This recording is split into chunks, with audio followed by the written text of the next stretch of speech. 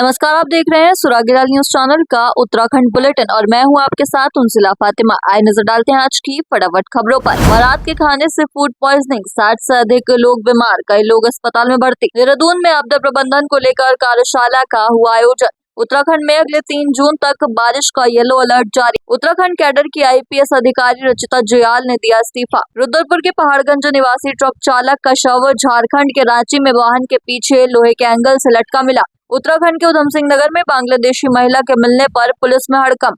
पुरानी पेंशन बहाली मोर्चा ने तिलाड़ी के शहीदों को किया याद। पुरानी पेंशन बहाली की मांग को लेकर की जोरदार नारेबाजी। लोहाघाट में डंपर और कार में भीषण भिड़ंत, एक घायल, बाल बाल बचा परिवार। हल्द्वानी में 7 जून को गूंजेगा भक्ति का स्वर, कन्हैया मित्तल करेंगे श्री श्याम दरबार में कीर्तन। अंकिता हत्याकांड में आए फैसले पर पूर्व CM हरीश रावत का बयान। अब खबरें विस्तार से। चंपावत जिले के लोहाघाट ब्लॉक के सीमांत धोनी शिलिंग गांव के खीड़ी में बारात में बने खाने को खाने से 60 से अधिक लोग बीमार हो गए, जिनमें से कई लोगों को लोहाघाट उप जिला चिकित्सालय व चंपावत जिला चिकित्सालय में भर्ती कराया गया। CMO चंपावत के निर्देश पर स्वास्थ्य विभाग की टीम ने डॉक्टर सोनाली मंडल के नेतृत्व में गाँव जाकर स्थिति का जायजा लिया तथा ग्रामीणों का उपचार किया। संवाददाता लक्ष्मण बिष्ट की रिपोर्ट।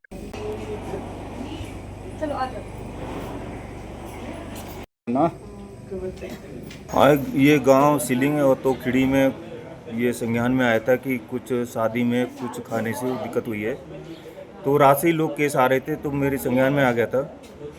अभी मैं विजिट पूरा किया है यहाँ। अभी तो पेशेंट स्टेबल हैं, 4 पेशेंट DH में भी गए हुए हैं और यहाँ के इंचार्ज जो डॉक्टर सोनाली अभी होके आई है गाँव में, उस जगह था, वहाँ भी करीब 35-40 लोग केस बता रहे हैं। लेकिन ट्रीटमेंट हो रहा है, टीम मौके पर है। कोई दिक्कत होगी 108 भी वहीं खड़ी हुई है और 108 यहाँ भी खड़ी हुई है हमारी, रेफर होगा तो कर लेंगे। ठीक कंडीशन है, लेकिन हम लोग पूरा उस पर नज़र रखे हुए हैं। हमने फूड इंस्पेक्टर को अभी बात हुई मेरे, वहाँ जाके सैम्पलिंग करें, पानी का और खाने के जो आइटम थे उसका सैम्पलिंग करें पूरा, और देखेंगे इसमें कहाँ कहाँ चूक हुई है। लोगों ने खाना खाया और सभी बीमार हो गए। मतलब खाना तो ठीक ही ठाक था, लेकिन ऐसा पता नहीं था बीमार होंगे। रात से सभी बीमार हैं, उल्टी दस्त हो रही है। मतलब कितने होंगे गाँव में? जितने लोगों ने खाना खाया, लोग तो कम से कम 200-300 लोग थे। हाँ। सारे बीमार हैं। तो आप लाया हुआ? हम रात आए। अच्छा, रात क्या था?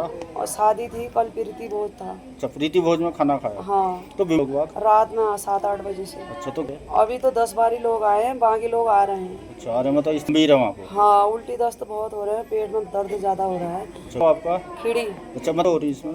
पेट में दर्द उठ रहा है, उल्टी और दस्त आ रहे हैं, पेट में दर्द बहुत बिगड़ आ रहा है। नाम क्या हो आपका? हाँ, सब वही डिसेंट्री डायरिया की सब पेशेंट है जो शादी में खाना खाने के बाद से कल रात से ही सब लोग को हो रहा है। तो ऑलरेडी वहाँ 40 लोगों को तो हम देख के ही आए हैं, और कुछ अभी खबर मिला है कि कुछ और गांव हैं जो नीचे की तरफ है ना, तो वहाँ से और 10-20 लोगों को भी ला रहे हैं। तो टीम वहीं है। अभी जो स्टेबल है उनको वहीं इलाज दिया गया है। उनमें जो अगर ज़्यादा सीरियस होंगे तो उनको हम उप जिला चिकित्सालय या मॉनसून सत्र से पहले दून में 1 दिवसीय राज्य आपदा प्रबंधन कार्यशाला का आयोजन किया गया, जिसमें मुख्यमंत्री पुष्कर सिंह धामी ने आयोजन का शुभारंभ किया, जिसमें संबंधित विभागों के अधिकारी मौजूद रहे और जिले के अधिकारी गण वर्चुअल माध्यम से जुड़े। इस मौके पर मुख्यमंत्री ने कहा कि प्रदेश के लिए आपदा हर साल चुनौती बनकर उभरी है। आगामी मॉनसून सत्र में आपदा जैसी चुनौती से निपटा जा सके, इसको लेकर इस कार्यशाला का आयोजन किया गया, जिसमें तैयारियां परखी गयी। संवाददाता सुनील राज की रिपोर्ट।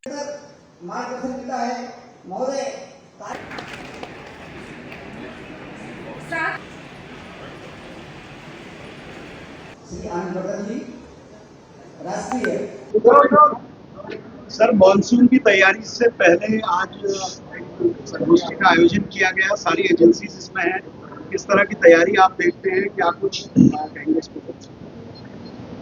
क्योंकि हम लोगों को उत्तराखंड राज्य में प्रत्येक वर्ष मानसून के समय में अनेक प्रकार से आपदाओं का सामना करना पड़ता है। कहीं भूस्खलन के रूप में, कहीं हिमस्खलन के रूप में, और कहीं अति वृष्टि, अत्यधिक बरसात के कारण। तो इन सब के लिए पहले से हमारी तैयारियां पूरी हो जाएं। जो भी विभाग आपदा प्रबंधन में काम करते हैं या सहयोग करते हैं, उन सबकी एक तरह से मॉक ड्रिल पहले हो चुकी है। और आज सभी जिलों के प्रमुख अधिकारीगण, जिलाधिकारी, शासन के सभी अधिकारी और भारत सरकार की एजेंसियां, राज्य सरकार की एजेंसियां और हमारे विशेषज्ञ सभी मिलकर मानसून से पहले जो तैयारियां हैं उसको अंतिम रूप दे रहे हैं, कहीं कोई कमी न रह जाए। और क्योंकि आपदाओं को हम रोक नहीं सकते हैं, लेकिन उनके प्रभाव को कम कर सकते हैं, न्यून कर सकते हैं। इसी दृष्टि से ये कार्यशाला आज आयोजित की जा रही है, इसमें सभी पहलुओं पर दिन भर चर्चा होगी और उसके बाद जो निष्कर्ष निकलेगा उस पर कार्रवाई करेंगे। मानसून सत्र के पहले कार्यशाला माननीय मुख्यमंत्री जी के निर्देश पर आज की जा रही है। इस कार्यशाला में भारत सरकार के जो संस्थान उत्तराखंड में स्थित हैं, हमने जो आपदा के क्षेत्र में काम करते हैं उन सभी को आमंत्रित किया गया है। किस प्रकार से आपदा में राहत बचाव के लिए, आपदा से पूर्व तैयारी के लिए और आपदा के बाद जो हम पुनर्निर्माण का कार्य करते हैं किस तरह से काम वो हमारी मदद कर सकते हैं, इसके बारे में बताएंगे। राज्य सरकार के जो विभाग हमारे हैं आपदा में काम करने वाले, सबको बुलाया गया है, सभी अपने अनुभव साझा करेंगे।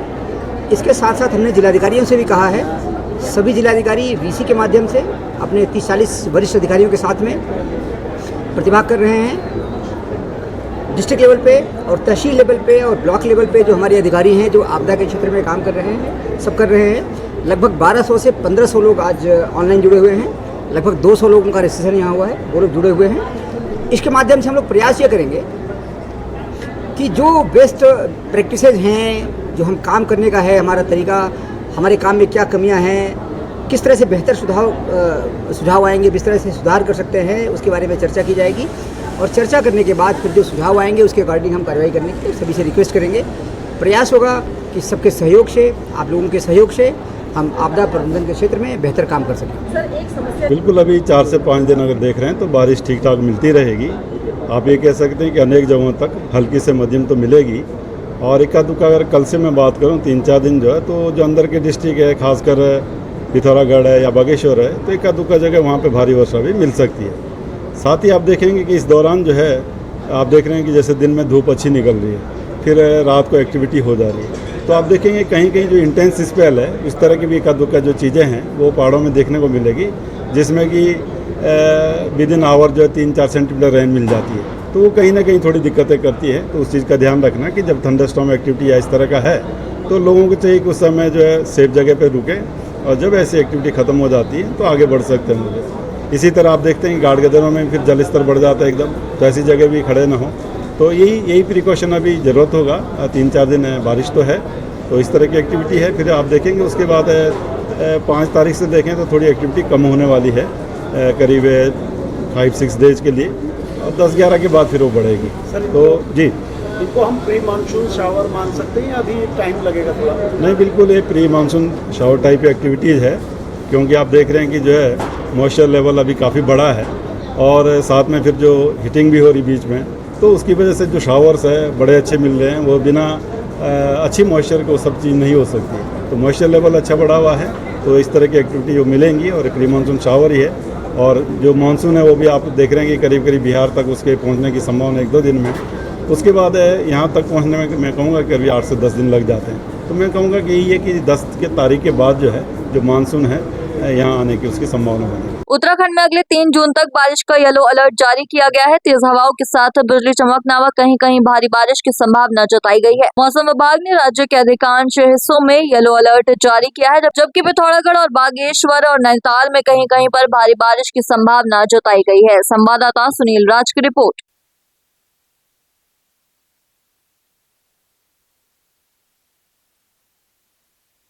बिल्कुल, अभी 4 से 5 दिन अगर देख रहे हैं तो बारिश ठीक ठाक मिलती रहेगी।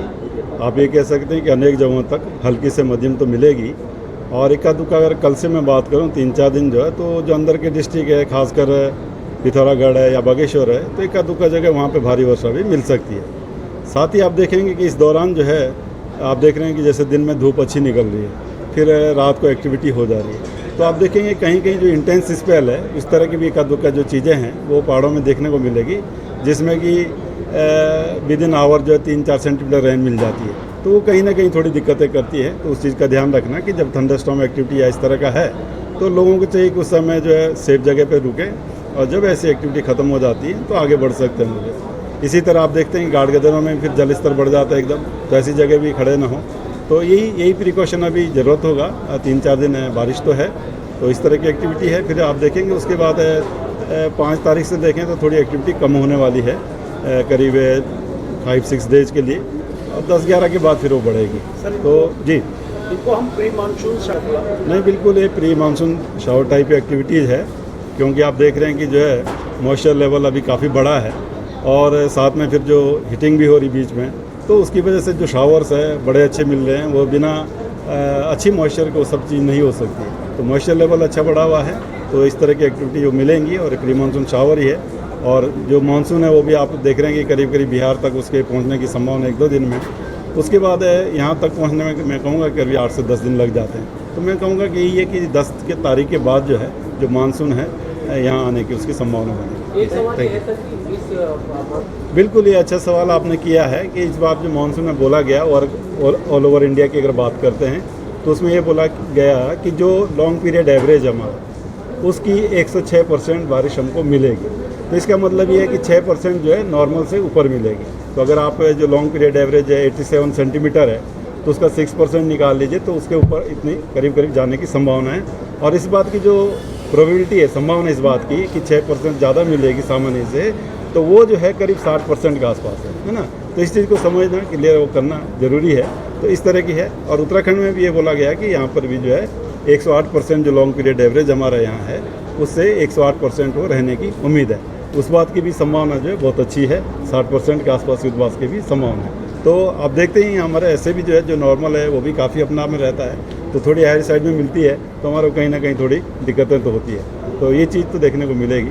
उत्तराखंड कैडर की आईपीएस अधिकारी रचिता जुयाल ने दिया इस्तीफा। निजी कारणों के चलते दिया इस्तीफा। वर्तमान में एसपी विजिलेंस के पद पर तैनात थी रचिता जुयाल। पूर्व में राज्यपाल की एडीसी भी रह चुकी हैं रचिता जुयाल। संवाददाता सुनील राज की रिपोर्ट। चाहे तो एक साथ होनी चाहिए, सब लोग एक साथ बैठना ही नहीं चाहते।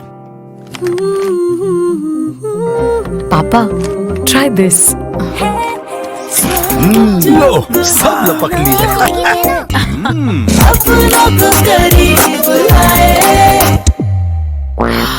ये क्या हाल कर दिया है रूम का? बस कल से चाय? कल से चाय मेरे रूम में। देवर पान नमकीन। रुद्रपुर के पहाड़गंज निवासी ट्रक चालक का शव झारखंड के रांची में वाहन के पीछे लोहे के एंगल में संदिग्ध परिस्थितियों में लटका मिला। सूचना पर स्थानीय पुलिस पहुंची और शव को कब्जे में लेकर पोस्टमार्टम को भेजा। सूचना पर मृतक के परिजन भी वहां पहुंचे। रांची में पोस्टमार्टम के बाद शुक्रवार शाम को शव रुद्रपुर पहुंचते ही परिवार के लोग भी ट्रांसपोर्टर कार्यालय पहुंच गए। उन्होंने हत्या का आरोप लगाते हुए हंगामा किया। हंगामे की सूचना पर एसएसआई ललित मोहन रावल, चौकी बगवाड़ा से एसआई मोहन चंद्र जोशी पहुंचे। उन्होंने लोगों को समझा बुझाकर मामला शांत किया। संवाददाता दुर्गेश तिवारी की रिपोर्ट। आप इनका ऑफिस का भी लीजिए पूरा, ये ऑफिस है। और वहाँ से फिर डेड बॉडी उसके घर आ जाती है। कोई सुविधा नहीं, कोई उसके ऊपर मतलब कोई उसका क्या बोलते हैं, कोई कार्रवाई नहीं होती है। ड्राइवर आ जाता है और उसके बाद में उसको सपुर्द खा कर दिया जाता है। तो इस हिसाब से सर 10-12 साल के अंदर अंदर अपने भारत में पूरा ड्राइवरों का एक काल पड़ जाएगा। ड्राइवर शॉर्ट चल रहा है देश में। 22 लाख ड्राइवर शॉर्ट चल रहा है। 22 लाख ड्राइवर शॉर्ट है। इसमें सरकार को सोचना चाहिए कि हमें क्या करना है इसमें। नितिन गडकरी इस तरीके से ड्राइवरों की हत्या होगी तो कुछ नहीं है। या तो आप ये सोच सकते हैं कि ड्राइवर अपने हाथ से अपने हाथ बांधे और अपने पैर बांधे, उसके बाद में फांसी लगा ले, या फिर अपनी फांसी लगाने के बाद में अपने हाथ पैर बांधे। ये आपको लग रहा है सर? ये तो ऐसा लग रहा है कि देश की जनता बताए नई फांसी लॉन्च हुई है। ये तो हमें तो ऐसा लग रहा है। जमीन पे वो खड़ा हुआ है, उसके पैर जमीन पे टिके हुए हैं। कैसी फांसी है सर? हमें नहीं लगता ये फांसी है। हमें तो बिल्कुल ये हत्या लग रही है और पूरी हत्या ही है।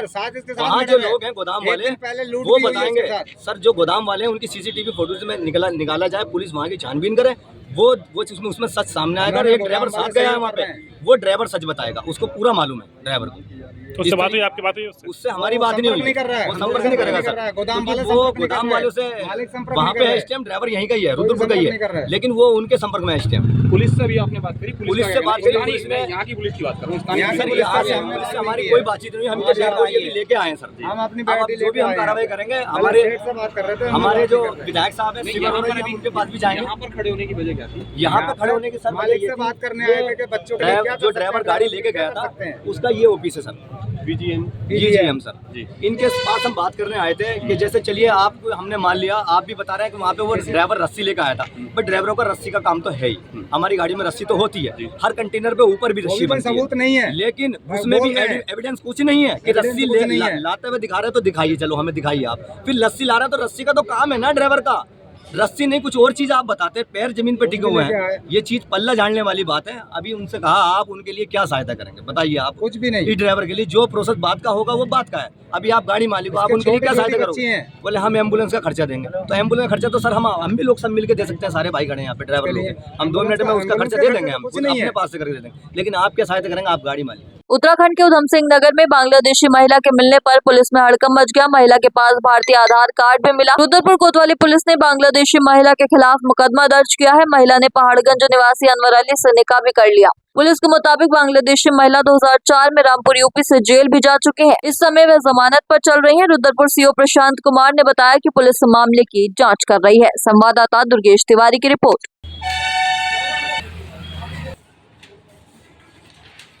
ये मामला रुद्रपुर कोतवाली क्षेत्रांकन है। यहाँ पर हमें गुप्त सूत्रों से पता लगा था कि यहाँ पर एक महिला, बिल्किस नाम की महिला, जो बांग्लादेश से अवैध तरीके से भारत में आई है और यहाँ पर अनवर अली, जो पहाड़गंज निवासी है रुद्रपुर में, उनके साथ निकाह करके रह रही है काफ़ी समय से। इसकी सूचना प्राप्त होते ही इस पर तुरंत संज्ञान लेकर मुकदमा पंजीकृत किया गया है धोखाधड़ी और संबंधित धाराओं में। इसमें इन्होंने अपना आधार कार्ड कहाँ से बनवाया फर्जी तरीके से, इसकी जाँच की जा रही है। जल्दी इसमें अन्य तथ्य प्रकाश में आएंगे। उत्तराखंड के टिहरी गढ़वाल में 30 मई 1930 को राजशाही की क्रूरता की भेंट चढ़े तिलाड़ी के सैकड़ों शहीदों को आज याद किया जा रहा है। लोहाघाट के वीर कालू सिंह चौराहे में पुरानी पेंशन बहाली मोर्चा जिलाध्यक्ष गोविंद सिंह मेहता के नेतृत्व में शिक्षकों व कर्मचारियों ने वीर कालू सिंह मेहरा चौक में तिलाड़ी के शहीदों के साथ साथ उत्तराखंड के शहीदों को याद किया तथा 1857 के क्रांति के नायक वीर कालू सिंह मेहरा की मूर्ति में माल्यार्पण कर पुष्प अर्पित किए और पुरानी पेंशन बहाली की मांग को लेकर जोरदार नारेबाजी भी की। संवाददाता लक्ष्मण बिष्ट की रिपोर्ट। आज जो है तो पूरे उत्तराखंड में जो 1930 में हमारे उत्तरकाशी के बड़कोट में टिहरी रियासत के खिलाफ वहाँ के किसानों के द्वारा एक आंदोलन किया गया था।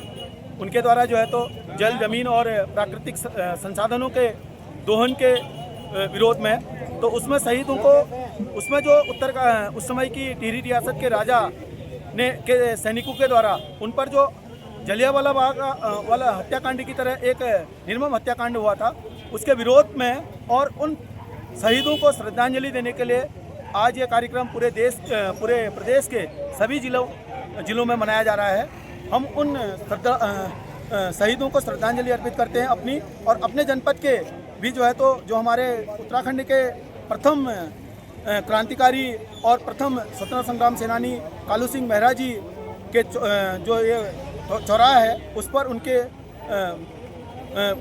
मूर्ति पर माल्यार्पण करते हुए और श्रद्धांजलि अर्पित करते हुए हम सभी जनपद के विभिन्न संगठनों के पदाधिकारी NMOPS के बैनर तले, पुरानी पेंशन बहाली राष्ट्रीय आंदोलन के बैनर तले आज उनको हम विनम्र श्रद्धांजलि अर्पित कर रहे हैं और जिसमें के शहीद हुए हैं उन सबको अपनी संगठन की ओर से श्रद्धांजलि अर्पित करते हैं और सरकार से निवेदन करते हैं कि सभी कर्मचारियों और हमारे देश की सीमा की प्रहरी करने वाले अर्धसैनिक बलों और अग्निवीरों को परमानेंट करने की जो अग्निवीर व्यवस्था लागू की गई है उसके लिए भी सरकार से निवेदन करेंगे, क्योंकि हमारे पहाड़ी राज्य है जहां पर एक सेना ही रोजगार का और देश सेवा का मौका देता है।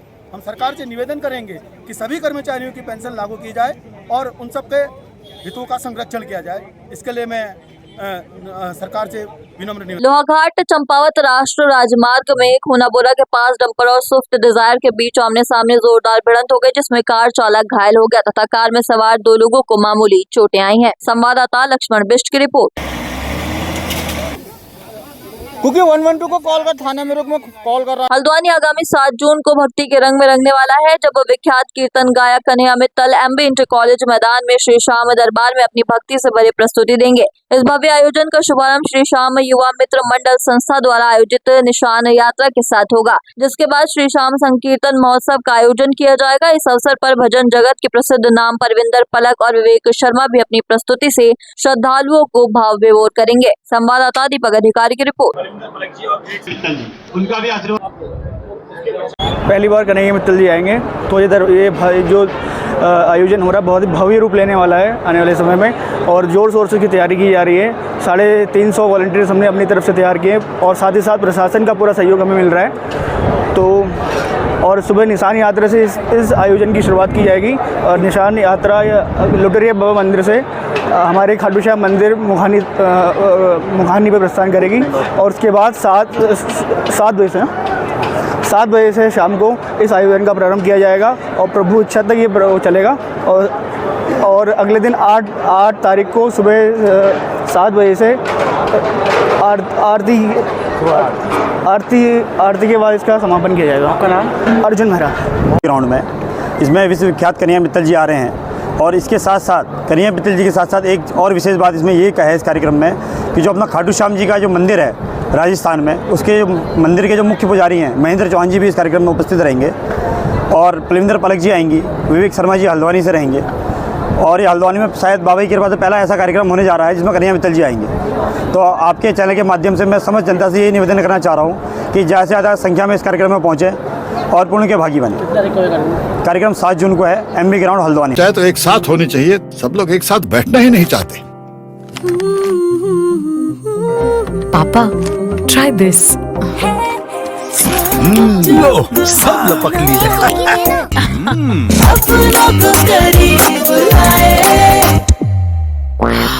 ये क्या हाल कर दिया है रूम का? बस कल से चाय मेरे रूम में।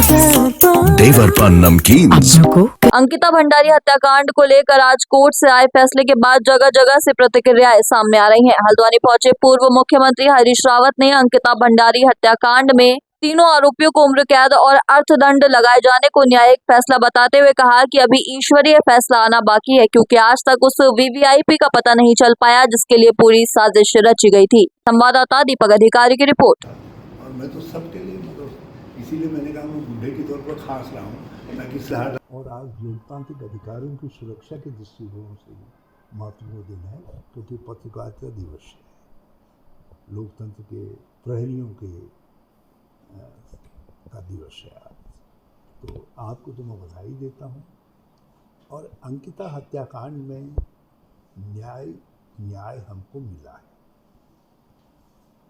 3 दोषियों को उम्र कैद और आर्थिक दंड मिलना ताकि उस पैसे से अंकिता के माता पिता का भरण पोषण हो सके,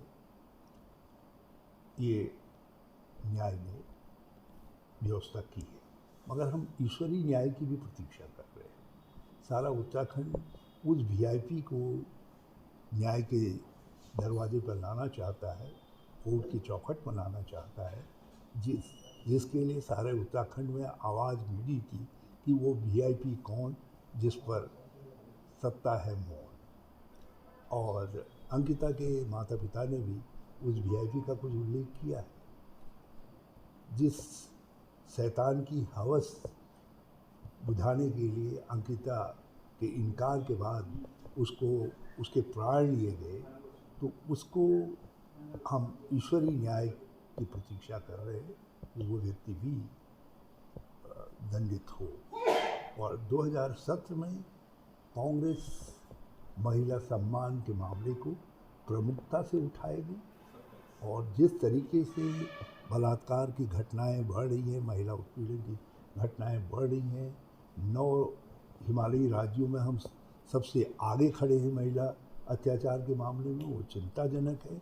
तो हमारा फैसला है कि कांग्रेस 2027 में इसको एक प्रमुख मुद्दा बनाएगी और सत्ता में आने के बाद हम अंकिता के मामले में SIT गठित करेंगे, एक उच्च स्तरीय क्षमतावान अधिकारियों की, और उन्हें ये दायित्व सौंपेंगे कि वो न्यायिक साक्ष्यों को नष्ट करने वाले, बुलडोजर चलाने वाले, आग लगाने वाले, रिजॉर्ट में CCTV कैमरा तोड़ने वाले या मोबाइल रिट्रीव न करने की साजिश रचने वाले लोगों को भी कानून के दायरे में लाए और उस वीआईपी को भी खोज करके लाए, चाहे वो पाताल में किसी संरक्षण में हो, ताकि उसको न्यायालय के दरवाजे पर अपराधी के तौर पर खड़ा किया जाए। आज के लिए बस इतना ही। ऐसी सभी खबरों के लिए जुड़े रहिए सुरागी लाल न्यूज़ चैनल के साथ। धन्यवाद।